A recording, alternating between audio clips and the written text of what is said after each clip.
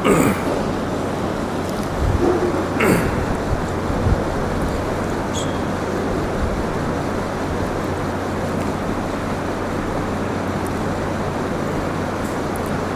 لله نحمده ونستعينه ونستغفره ونؤمن به ونتوكل عليه ونعوذ بالله من شرور أنفسنا ومن سيئات أعمالنا من يهده الله فلا مضل له ومن يضلله فلا هادي له وأشهد أن لا إله إلا الله وحده لا شريك له وأشهد أن سيدنا ونبينا ومولانا محمدًا عبده ورسوله أرسله بالحق بشيرا ونذيرا وداعيا إلى الله بإذنه وسراجا منيرا صلى الله تعالى عليه وعلى آله وأصحابه وأزواجه وبارك وسلم تسليما كثيرا كثيرا أما بعد اعوذ باللہ من الشیطان الرجیم بسم اللہ الرحمن الرحیم یا ایہا الذین آمنوا کتب علیکم الصیام کما کتب علی الذین من قبلکم لعلکم تتقون۔ قابل احترام بزرگوں اور دوستوں، سب سے پہلے تو ہم اللہ رب العزت کا شکر ادا کرتے ہیں کہ اس نے ہم سب کو اپنی زندگی کا ایک اور رمضان نصیب فرمایا، جس ماہ مبارک کے 20 روزے رکھنے کی اس نے توفیق نصیب فرمائی۔ یہ ہماری زندگی میں اتنی برکت ہوئی کہ ہم نے یہ رمضان دیکھا، اور اس رمضان کے ساتھ رمضان کے مہینے میں کئی ایک نیکیوں کو حاصل کرنے کا ہم کو اس نے موقع دیا۔ آپ جانتے ہیں کہ ماہ مبارک یہ بہت ہی قیمتی مہینہ ہے 12 مہینوں میں سے۔ اس کو حدیث شریف میں شہر اللہ کہا گیا ہے، اللہ کا مہینہ۔ اس کو شہر المبارک کہا گیا ہے، برکت والا مہینہ۔ اس کو شہر عظیم کہا گیا ہے، بہت بڑا عظمت والا مہینہ۔ تو عظمت والے مہینے میں جو عبادتیں کی جاتی ہے وہ بھی عظیم ہوتی ہیں، ان کا اجر و ثواب، ان کی حیثیت اللہ رب العزت کے ہاں دوسرے وقتوں میں کی جانے والی عبادت سے زیادہ ہوتی ہے، اس پر ثواب زیادہ ملتا ہے۔ یہ نیکیوں کی بہار کا وقت ہے، اس میں دن میں رات میں اللہ رب العزت کی طرف سے بس نیکیوں کے، رحمت کے جھونکے نہیں بلکہ اس کی ہوائیں چل رہی ہیں۔ تھوڑے سے عمل پر اللہ تعالیٰ بہت زیادہ دیتے ہیں۔ رمضان کے مبارک مہینے میں روزہ رکھنے کے ساتھ پھر نماز پڑھنا، روزہ رکھنے کے ساتھ تلاوت کرنا، روزے کی حالت میں اللہ کا ذکر کرنا، روزے کی حالت میں دعائیں کرنا، یہ اس کے اندر کئی گنا زیادہ، یعنی عبادت دو چند ہو جاتی ہے۔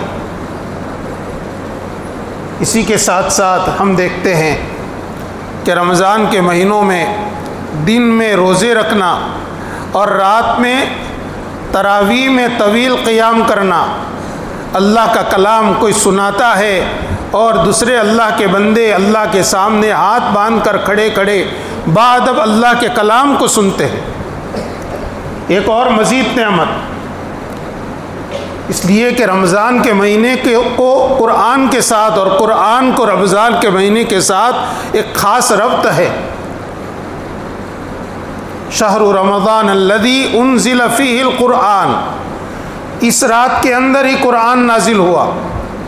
اللہ رب العزت نے لوح محفوظ میں پورا قرآن نازل فرمایا، وہ اس رات کے اندر، اس لیے ایک شہر القرآن بھی ہے۔ قرآن پاک پڑھنے کو جی چاہتا ہے، خوب جی چاہتا ہے، دن میں بھی رات میں بھی۔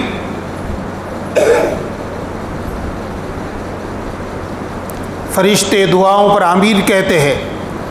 اور پھر رمضان کے مہینے کے اندر اللہ رب العزت نے ایک رات رکھی ہے جس کو لیلۃ القدر کہتے ہیں، جس کے بارے میں قرآن کہتا ہے لیلۃ القدر خیر من الف شہر، جو 1000 مہینوں سے افضل ہے۔ 1000 مہینوں کی عبادت ایک طرف اور اس رات کی تنہا عبادت ایک طرف۔ یہ آخری عشرہ اور آخری عشرے کی بھی طاق راتوں میں زیادہ امکان ہے کہ وہ لیلۃ القدر ہو، تو یہ آخری عشرے کی راتیں بھی ہم کو نصیب ہونی شروع ہو گئی۔ اللہ تعالی ہم کو ماہ مبارک کی بھی، اس کے روزوں کی بھی اور اس کے رات کے اوقات کی بھی قدر کرنے کی توفیق نصیب فرمائے۔ اس کے ساتھ اللہ رب العزت کا یہ انعام ہے کہ ایسی مجلسیں جن میں قرآن کی حدیث کی باتیں سنائی جائیں اور بزرگوں کے اقوال سنائے جائیں، تو اس کو سننے اور سنانے کے اندر ہم شریک ہیں، یہ بھی اللہ کا ایک انعام ہے۔ ورنہ میرے بھائیوں یہ پون گھنٹہ ہمارا ادھر ادھر کی باتوں میں گزر جاتا، لیکن پونے گھنٹے کے اندر ہم قرآن کی باتیں، حدیث کی باتیں اور بزرگوں کی ارشاد فرمائی ہوئی باتیں ہم سنیں گے، جس کی وجہ سے ہو سکتا ہے کوئی بات ہمارے دل میں تبدیلی پیدا کرے، ہماری زندگی میں کوئی تبدیلی لائے۔ اس لیے آخری عشرے کی یہ طاق راتوں میں جو دینی گفتگو کی مجالس کی ابتدا آج ہو رہی ہے، ہم سب مل کر ایک تو اس کی ابتدا میں نیت کریں، نیت یہ کریں کہ ہمیں جو باتیں سنائی جائے، جو باتیں کہی جائے، اس کے اوپر ایک تو ہمیں عمل کرنا ہے۔ دوسری نیت یہ کریں کہ ہمیں اپنی زندگی میں کچھ تبدیلی لانی ہے، اپنی زندگی میں تبدیلی لانی ہے۔ بیانات پر بیانات ہم سنتے رہیں، لیکن اپنی زندگی میں ان باتوں کو لانے کی اگر ہم فکر نہیں کریں گے تو اس سے کوئی فائدہ نہیں۔ کوئی آدمی دوائی کو دیکھتا رہے یا دوائی خرید کر لائے، صبح شام اس کو دیکھتا ہے لیکن اس کو استعمال نہیں کرتا، تو اس دوائی سے کوئی فائدہ نہیں ہوگا۔ دوائی کو ہاتھ میں پکڑ کر بیٹھا رہے 1 گھنٹے تک، تو اس سے دوا کا اثر اس کے بدن میں نہیں آئے گا جب تک اس دوا کو اپنے جسم میں داخل نہیں کرے گا۔ کھانے کی دوا ہے تو کھا لے، یا جسم پر لگانے کی مالش کی دوا ہے تو مالش کر لے، جب تک استعمال نہیں کرے گا فائدہ نہیں ہوگا۔ تو قرآن پاک ہمارے لیے شفا ہے۔ اللہ کے نبی صلی اللہ علیہ وسلم جو ہمارے لیے روحانی طبیبوں میں سب سے کامل طبیب ہیں، سب سے کامل مربی ہیں، آپ کی باتیں ہمارے لیے شفا کا ذریعہ ہیں۔ اور بزرگان دین جن کی باتیں سنائی جائے گی، جن کے اقوال نقل کیے جائیں گے، وہ بھی ہمارے لیے روحانی طبیب ہیں۔ تو ان روحانی طبیبوں کی باتوں کو جب تک ہم لیں گے نہیں اور اس کو عمل میں نہیں لائیں گے، تب تک اس سے ہماری زندگی میں کوئی فائدہ نہیں آئے گا۔ اس لیے ایک نیت کرنی ہے عمل کی، کہ ہمیں عمل کرنا ہے۔ بہت سے حضرات نے مسنون اعتکاف کی نیت کی ہے، تو ان کو ایک اور نعمت مل گئی، آخری عشرے کا مسنون اعتکاف، جس کی پیارے نبی صلی اللہ علیہ وسلم نے بہت پابندی فرمائی۔ آخری عشرے کے اعتکاف کی کچھ برکات ہیں۔ 24 گھنٹے اللہ کے گھر میں رہنا، جہاں پر اللہ تعالیٰ کی طرف سے رحمتیں اترتی ہے، جہاں فرشتوں کی آمد و رفت ہے، وہیں پر 24 گھنٹے گزارنا یہ معمولی کام نہیں ہے، بہت بڑا فائدہ اس کے ساتھ لگا ہوا ہے۔ لیکن اعتکاف کرنا ہمارا اعتکاف کے آداب کے ساتھ ہو، اعتکاف کے طریقے پر ہو۔ انشاءاللہ صبح کی مجلس میں اعتکاف کرنے والوں کے لیے کیا کیا اعمال ہیں اور ان کو کیا نیتیں کرنی چاہیے وہ بتایا جائے گا۔ بہت سے حضرات نفل اعتکاف کر کے 1-2 دن کے لیے آئے ہوں گے، وہ حضرات بھی مسجد میں رہیں گے، اور دوسرے گاؤں کے جو ساتھی صرف آواز سننے کے لیے آئے یا صرف مسجد میں نماز پڑھنے کے لیے آئیں، تلاوت کے لیے آئیں، وہ بھی مسجد میں داخل ہونے کے ساتھ نفل اعتکاف کی نیت کر لیں۔ ہمارا مسجد میں رہنا جتنی دیر ہوگا، آدھا گھنٹہ، 1 گھنٹہ، 2 گھنٹہ، تو یہ بھی اعتکاف کا وقت ہے اور یہ اعتکاف کا ثواب ملے گا، اعتکاف کی فضیلت ہم کو بھی حاصل ہوگی۔ تو ہم مفت کے ثواب کو ہم ہاتھ سے نہ جانے دیں، بے خبری میں مسجد میں داخل نہ ہو جاوے، بلکہ جب مسجد میں داخل ہو تو یہ نیت کرے کہ میں اعتکاف کی نیت کرتا ہوں جب تک مسجد میں رہوں گا۔ اس کے لیے منہ سے بولنا بھی ضروری نہیں، دل میں اس کا استحضار ہو۔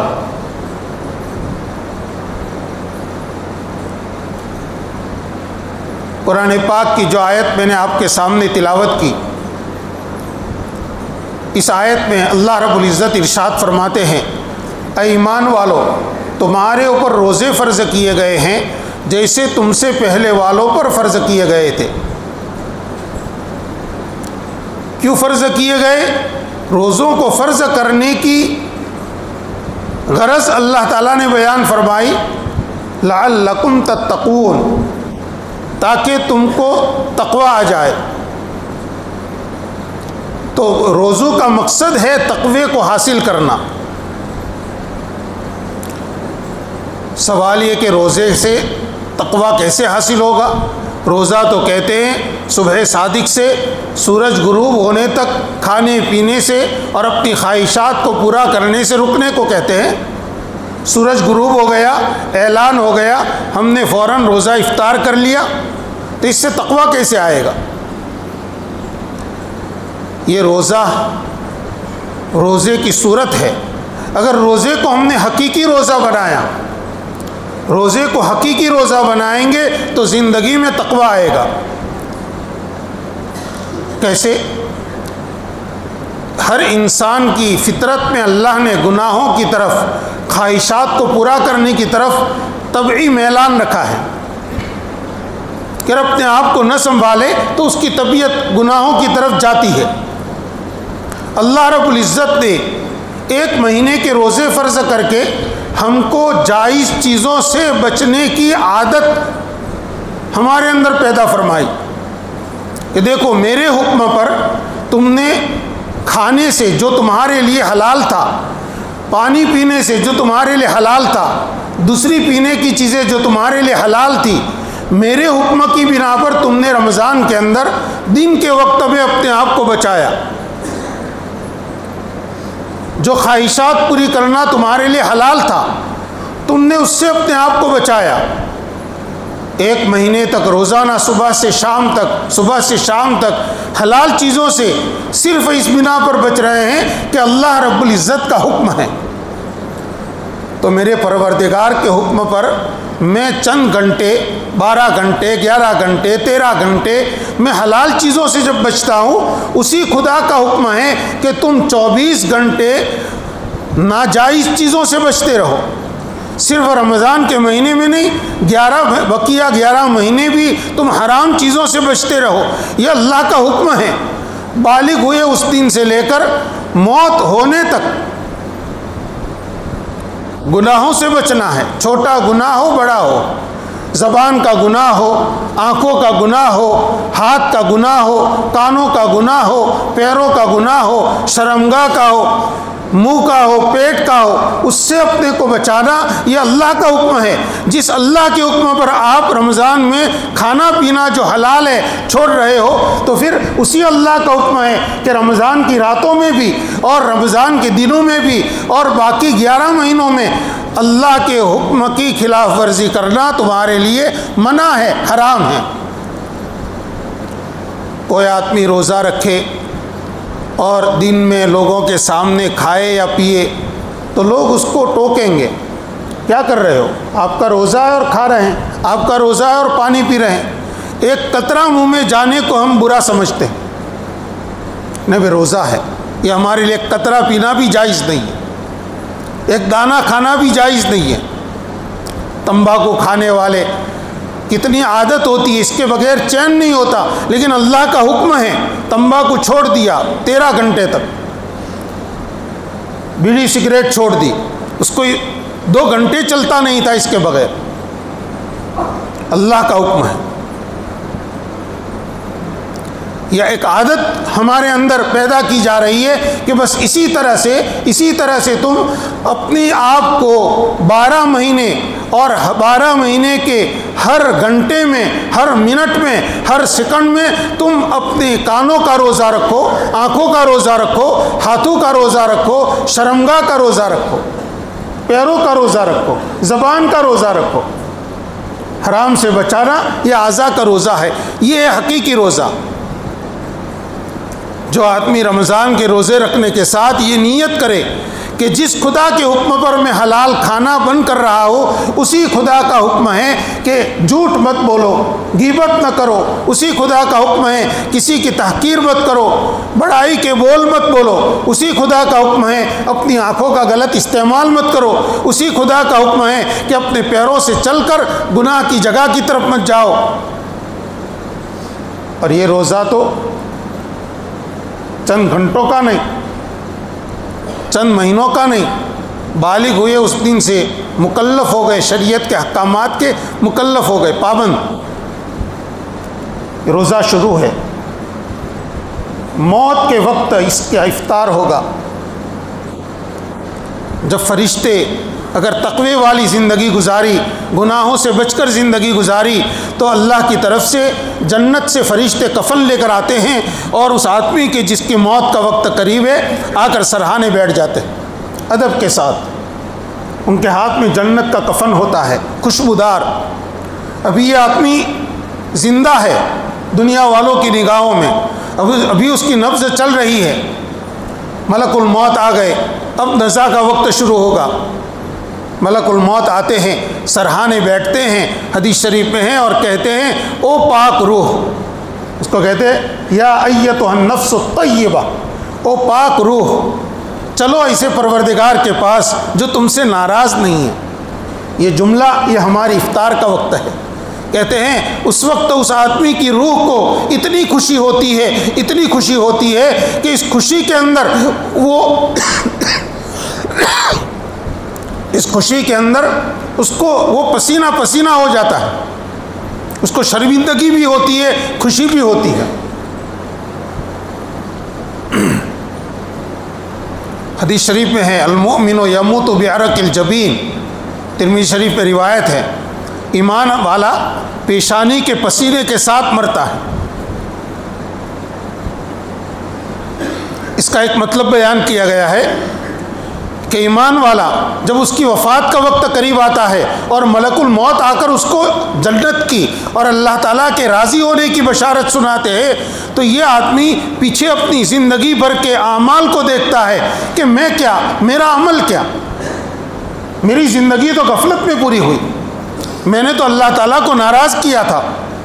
دیکھیں نیک آدمی نیکی کر کے بھی ڈرتا ہے، یہ آدمی نیک ہے، اس نے اپنی زندگی کو روزے کے ساتھ گزارا تھا، یعنی اپنی آنکھوں کا روزہ، کانوں کا روزہ، زبان کا روزہ، ہاتھ اور پاؤں کا روزہ رکھا تھا۔ فرشتے اس کو کہہ رہے ہیں چلو ایسے پروردگار کے پاس جو تم سے ناراض نہیں ہے، چلو جنت کی بہاروں کی طرف، جنت کی رحمتوں کی طرف۔ تو یہ بندہ کہتا ہے کہ میں نے عمل تو بہت چھوٹا سا کیا، بہت کم کیے، غفلت میں میری زندگی گزری اور مجھے اتنی بڑی بشارت سنائی جا رہی ہے۔ اس پر وہ شرمندگی کے ساتھ پسینہ پسینہ ہو جاتا ہے۔ جیسے کوئی آدمی ہمارے گھر پر مزدوری کرنے آئے، 2-3 گھنٹے اس نے کام کیا اور مزدوری اس کو 200 روپے دینی تھی، آپ نے نکال کر اس کو 2000 روپے پکڑا دیے، وہ آدمی کتنا خوش ہوگا کہ میرا کام تو 200 روپے کا تھا، یہ مجھے 2000 روپے دے رہے ہیں، اتنی نوازش، میرا کام تھوڑا اور مجھے مل رہا ہے بہت زیادہ۔ اللہ رب العزت بھی شکور ہے، ہمارے عمل کی قدر کرنے والے ہیں۔ میرے بھائیوں، ایمان والا جب دنیا سے جاتا ہے اس کے ایک ایک عمل کو 10 گنا، 20 گنا، 27 گنا، 70 گنا بڑھا کر دیں گے۔ یہ اللہ تعالیٰ کی شان کریمی۔ مولانا روم رحمۃ اللہ علیہ نے ایک واقعہ اللہ تعالیٰ کی شان کرم کو سمجھانے کے لیے بیان فرمایا کہ کسی جگہ پر جنگل میں ایک بہت غریب گھرانہ رہتا تھا، بہت مشکل سے ان کا گزر بسر ہوتا تھا۔ عورت نے اپنے شوہر سے کہا، سنا ہے کہ ہمارے جو خلیفہ ہیں وہ بڑے کریم ہیں، بہت نوازتے ہیں، بڑے مہربان ہیں، جائیے ان کے پاس کچھ تحفہ لے کر، ہو سکتا ہے وہ ہمیں کچھ بدلہ دے اور اس سے ہماری تنگی ترشی دور ہو جائے۔ دونوں نے مل کر سوچا کہ بادشاہ کے پاس جانا ہے، کوئی تحفہ لے کر جانا چاہیے۔ ایک غریب آدمی کے پاس، جنگل میں رہنے والے، جھونپڑی میں رہنے والے کے پاس کوئی ایسا سامان نہیں جس کو شاہی تحفہ بنائے۔ دونوں نے بہت سوچ کر یہ سوچا، طے کیا کہ ہمارے تالاب کا پانی بہت ٹھنڈا ہے، تو مٹکا بھر کے پانی لے جائیے، بادشاہ کو جا کر یہ پانی پیش کرنا۔ یہ آدمی بڑی امیدوں کے ساتھ تالاب سے مٹکا بھر کے بہت سنبھالتے ہوئے کئی دن چل کر شہر میں پہنچا، بادشاہ کے محل کے قریب گیا، دربانوں سے کہا مجھے بادشاہ سلامت کی خدمت میں حاضری کا موقع دیا جائے، میں دور دراز دیہات کے جنگل کا رہنے والا ہوں، میں وہاں سے بادشاہ کے لیے ایک تحفہ لے کر آیا ہوں۔ تو اس کو اجازت دی گئی، یہ گیا بادشاہ کے دربار میں، جا کر اس نے شاہی آداب بجا لانے کے ساتھ، سلامیاں کرنے کے ساتھ اس نے بادشاہ کے قدموں میں یہ مٹکا پانی کا رکھ دیا اور کہا حضور ہمارے یہاں بارش کا بہت اچھا پانی ہے، میں آپ کے لیے مٹکا بھر کے پانی لایا ہوں۔ بادشاہ سمجھ گیا، اس نے اس کو اپنے دو ہاتھوں سے لیا اور وزیر کے ہاتھ میں پکڑا دیا، انہیں قبول کیا اور وزیر سے کہا کہ پانی ہمارے حوض میں ڈال دو اور یہ مٹکا بھر کے اس کو ہیرے جواہرات دے دو۔ پھر ساتھ میں یہ بھی کہا کہ اس کو جب لے جاؤ، رخصت کرو، تو ہمارے محل کے پیچھے جو ندی بہہ رہی ہے اس ندی کے کنارے کنارے اس کو لے چلنا۔ بس یہ ایک اشارہ تھا، اشارہ یہ تھا کہ آپ جو تالاب کا گدلا پانی مٹکے میں بھر کے لائے ہیں، ہمارے یہاں تو پوری ندی چلتی ہے جس میں بارش کا میٹھا پانی، ٹھنڈا پانی، صاف شفاف پانی 24 گھنٹے بہتا رہتا ہے، پانی کی کوئی کمی نہیں۔ لیکن بادشاہ نے اس کے ہدیے کی قدر کی، کہاں ایک مٹکا پانی وہ بھی تالاب کا، اور کہاں وہ ندی جس میں ہزاروں گیلن پانی روزانہ بہہ رہا ہے، صاف شفاف پانی ہے۔ مولانا روم رحمۃ اللہ علیہ نے یہ واقعہ ذکر کر کے بتلایا ہے۔ بس اللہ رب العزت کی شان کریمی یہی ہے کہ ہمارے ٹوٹے پھوٹے عمل، جس میں نیت کا ٹھکانہ نہیں، جس میں عمل کا ٹھکانہ نہیں، جس میں خشوع نہیں، جس میں اخلاص نہیں، لیکن پھر بھی اگر ہم نے عمل کی ظاہری صورت اختیار کی، اللہ رب العزت اس عمل کو قدر کی نگاہ سے دیتے ہیں۔ من جاء بالحسنۃ فلہ عشر امثالھا، کیا اعلان ہے، جو آدمی ایک نیکی لے کر آئے گا اس کے لیے 10 گنا ہے۔ اور ایک جگہ ہے واللہ یضاعف لمن یشاء، اللہ کی راہ میں خرچ کرنے والوں کی فضیلت بیان کی گئی ہے کہ جو خرچ کرتے ہیں ان کے لیے 1 پر 70 گنا ملتا ہے۔ پھر آگے فرمایا واللہ یضاعف لمن یشاء، اللہ تعالیٰ جس کے لیے چاہتے ہیں اور بڑھا چڑھا کر دیتے ہیں۔ تو اس پر علماء نے لکھا ہے پھر 70 کی قید نہیں ہے، کسی کے اخلاص کے مطابق اس کو ایک عمل پر 100 گنا، کسی کو 200 گنا، کسی کو 300 گنا، کسی کو 700 گنا بھی مل سکتا ہے اخلاص کے مطابق۔ اسی لیے حدیث شریف ہے کہ اگر تم میں سے کوئی آدمی احد پہاڑ کے برابر سونا اللہ کی راہ میں صدقہ کرے، صحابہ کرام کے 1 مد یا نصف مد صدقے کے برابر نہیں ہو سکتا۔ صحابہ کا خلوص اتنا بڑا ہوا تھا کہ ان کے عمل پر اللہ تعالیٰ اتنا دیتے ہیں کہ نصف مد کا مطلب 200 300 400 گرام، پورا 300 400 گرام اتنا صحابہ نے خرچ کیا، اور ادھر آپ خرچ کر غیر صحابہ احد پہاڑ کے برابر، تو ان کا یہ اتنا بڑا عظیم صدقہ ان کے صدقے کے ثواب کے برابر نہیں پہنچتا، کہ ان کا خلوص اتنا بڑا ہوا ہے۔ اس لیے ہم نیت کریں کہ رمضان کے روزے رکھ رہے ہیں اس لیے تاکہ زندگی میں تقوی آئے. ہمیں صرف کھانے پینے سے اور خواہشات سے بچانے کا روزہ نہیں بلکہ گناہوں سے اپنے آپ کو زندگی بھر بچانے کا روزے دار بننا ہے.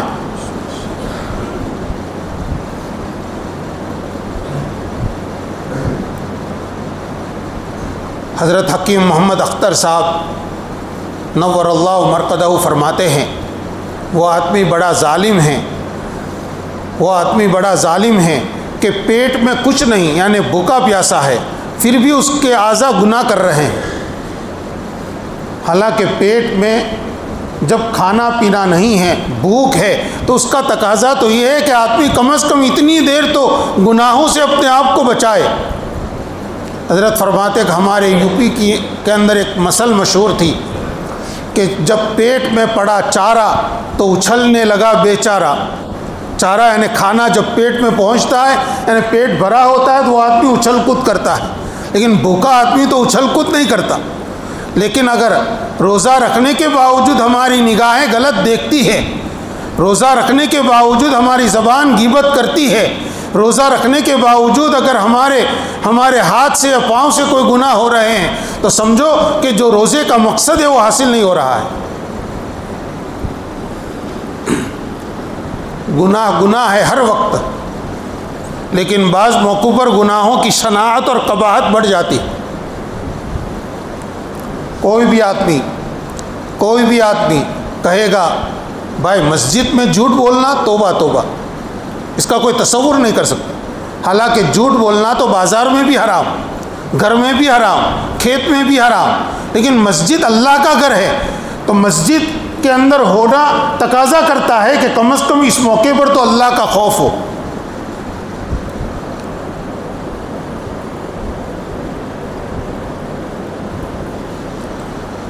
حدیث شریف میں ہے 3 آدمی اللہ تعالیٰ کو بہت زیادہ مبغوض ہے, بہت زیادہ ناپسندیدہ ہے, اللہ تعالیٰ ان سے بہت سخت ناراض ہوتے ہیں. ان میں سے ایک ہے جو مجھے یہاں بطور مثال کے بتانا ہے, ملحد فی الحرم, حرم محترم میں رہ کر مکے کی جو حدود حرم ہیں وہاں ایک عمل کا ثواب لاکھوں گنا ملتا ہے. وہاں پر جا کر کوئی آدمی گناہ کا کام کرے, کوئی بھی گناہ چھوٹا یا بڑا, یہ آدمی اللہ کے نزدیک بہت مبغوض ہے. کیوں؟ جگہ کا تقاضا یہ تھا, حرم محترم کے احترام کا تقاضا یہ تھا کہ آدمی وہاں تو کم از کم اپنے کو گناہ سے بچاتا. تو جیسے حرم کی جگہ کا تقاضا ہے ایسے رمضان کے وقت کا تقاضا یہ ہے کہ آدمی اس وقت اپنے کو گناہوں سے بچائے. اگر گناہوں سے بچنا اگر ابھی بھی نہیں ہے تو یہ بہت سخت بات ہے, اس سے اپنے آپ کو بچانا چاہیے اور اس کی فکر کرنی چاہیے.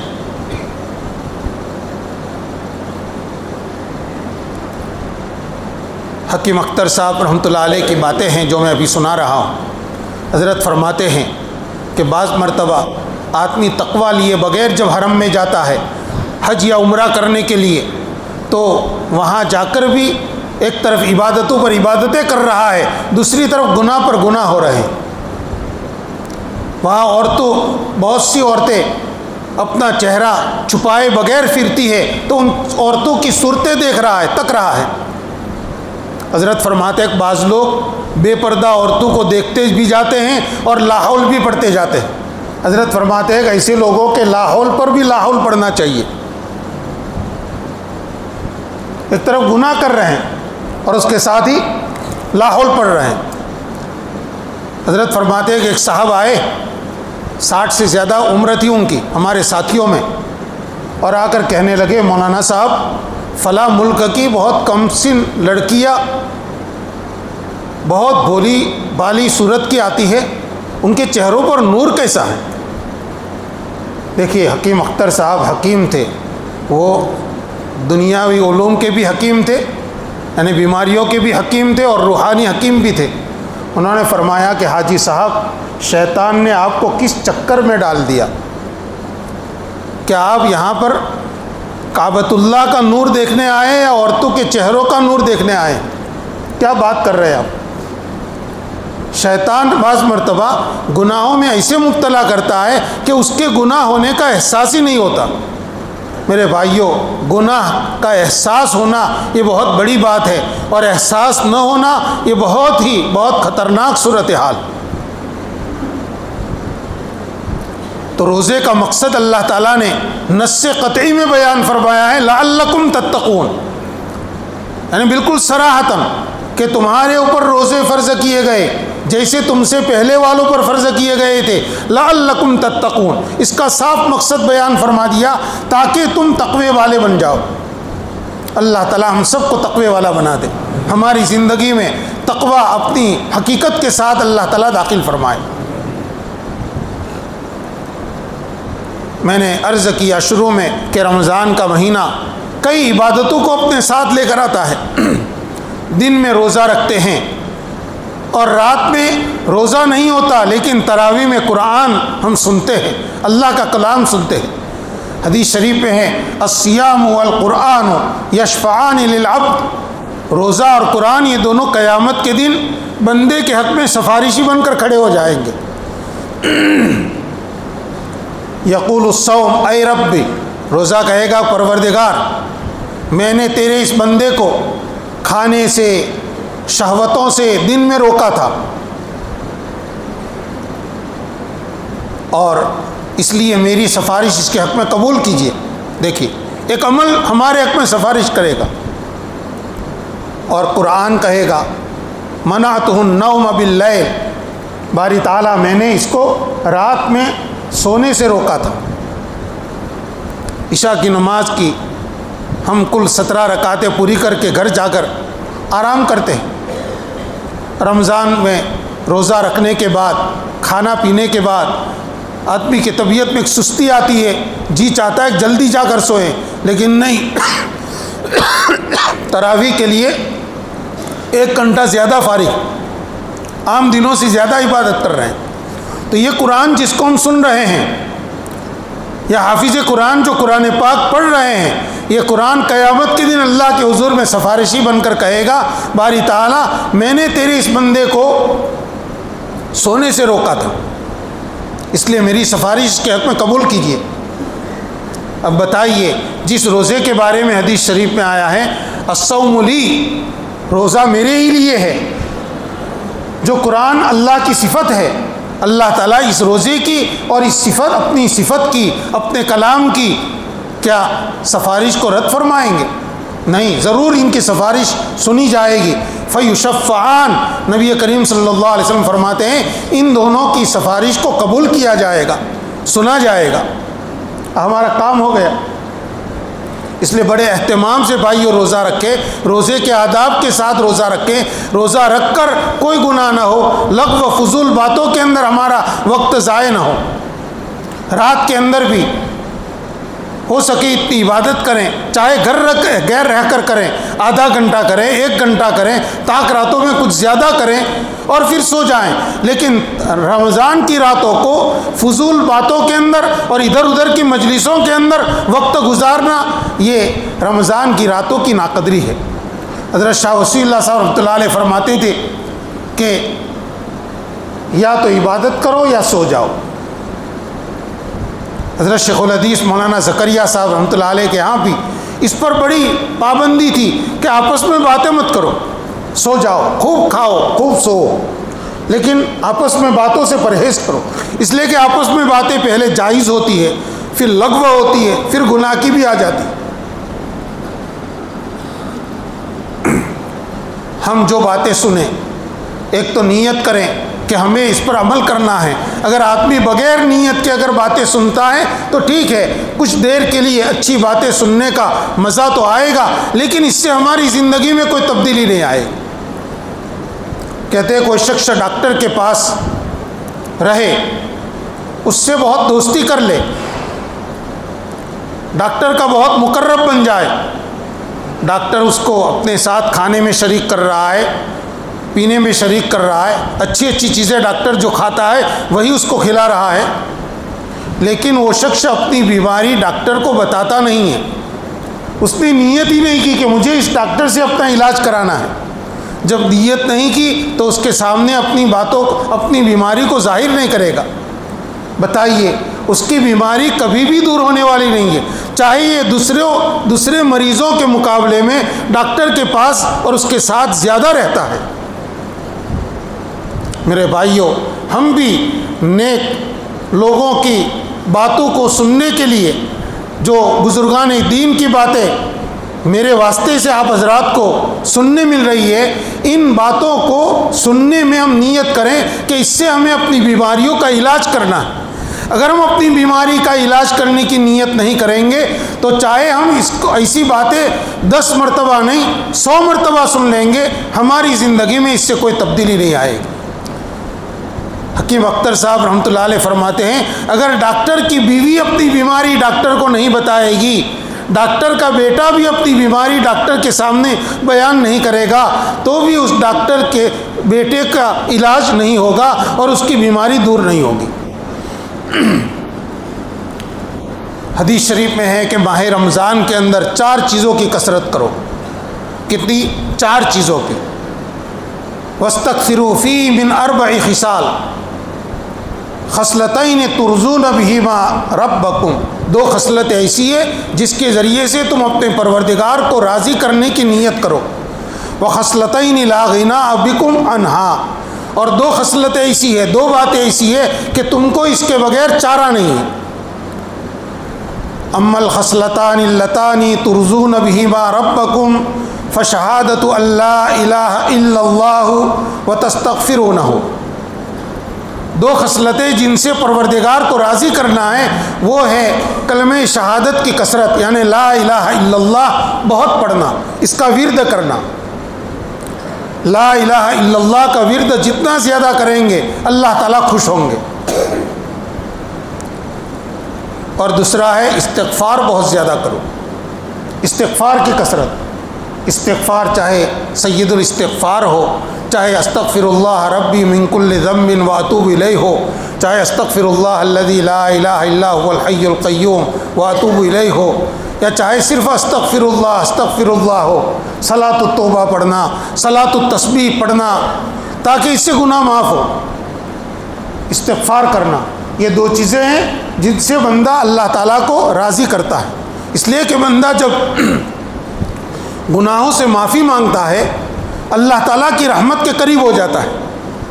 اللہ تعالیٰ کو گنہگار تو پسند نہیں، لیکن توبہ کرنے والا گنہگار، استغفار کرنے والا گنہگار اللہ تعالیٰ کا چہیتا ہے۔ اور اللہ تعالیٰ کی شان رحمت دیکھی، دنیا میں کوئی آدمی ہمارے ہاں نوکر بنے اور ایک غلطی کرے، معافی چاہے، ہم اس کو معاف کر دیں، وہی غلطی دوبارہ کرے تو ہم اس کو معاف نہیں کریں گے، اس کو بھگا دیں گے، نوکری سے اس کی چھٹی کر دیں گے کہ نالائق تو بار بار میرا نقصان کر رہا ہے، بار بار مجھے ناراض کر رہا ہے۔ اللہ رب العزت کے سامنے بندہ بالغ ہوا اس دن سے لے کر موت تک جتنے بھی گناہ کرے، اور ہر گناہ کے بعد جب توبہ کرتا ہے اللہ تعالیٰ ناراض نہیں ہوتے، اس کو دھتکارتے نہیں ہیں، اللہ تعالیٰ خوش ہوتے ہیں، میرا بھاگا ہوا بندہ واپس آ گیا، مجھ سے دور ہونے والا بندہ میرے قریب آ گیا۔ اللہ تعالیٰ بندے کی توبہ سے، بندے کے استغفار سے بہت خوش ہوتے ہیں۔ اس لیے ایک تو استغفار کرنا ہے، اس کی کثرت کرے آدمی۔ 2 خصلتیں جن کے بغیر ہم کو چارہ نہیں ہے، وہ ہے جنت کا مطالبہ کرنا اللہ تعالیٰ سے، اے اللہ ہمارے لیے جنت کے فیصلے کر دے، ہم کو جنت میں داخل کر دے، دعا کرنا۔ اور دوسرا جہنم سے پناہ مانگنا، اللہم انا نعوذ بک من النار، اے اللہ جہنم کے عذاب سے ہم کو بچا لے، یہ دعا کرنا۔ میرے بھائیوں، اللہ تعالیٰ ہمیں توفیق نصیب فرمائے۔ چند جملے ہیں، ہر نماز کے بعد جب ہم ہاتھ اٹھائے، سنتوں کے بعد جب ہاتھ اٹھائے تو ان دعاؤں کو دھیان سے مانگے، پھر ہم اپنی دعا ختم کریں، کیونکہ رمضان کا وقت ہے، اس میں کثرت کے ساتھ مانگنے کے لیے حضور پاک صلی اللہ علیہ وسلم اسی لیے فرما رہے ہیں کہ یہ چیزیں ملنے والی ہیں۔ ہمارے نبی صلی اللہ علیہ وسلم کو اللہ تعالیٰ کے یہاں سے بتایا جاتا تھا کہ کس وقت کون سا عمل بندوں کو کرنا ہے، تو جون سے عمل کی مقبولیت اللہ کے یہاں سے آپ کو بتائی گئی، آپ علیہ السلام اسی کی ہم کو خبر دے رہے ہیں وہی بات حدیث میں آئی ہے. تو اس کے رد ہونے میں یا اس سے محروم ہونے کے بارے میں ہم کو ذرا بھی اس کا خدشہ نہیں ہونا چاہیے، بلکہ ضرور یہ درخواست قبول ہوگی. اس لیے حضور فرماتے ہیں کہ ان 4 چیزوں کی کثرت کرو. کیا 4 چیزیں؟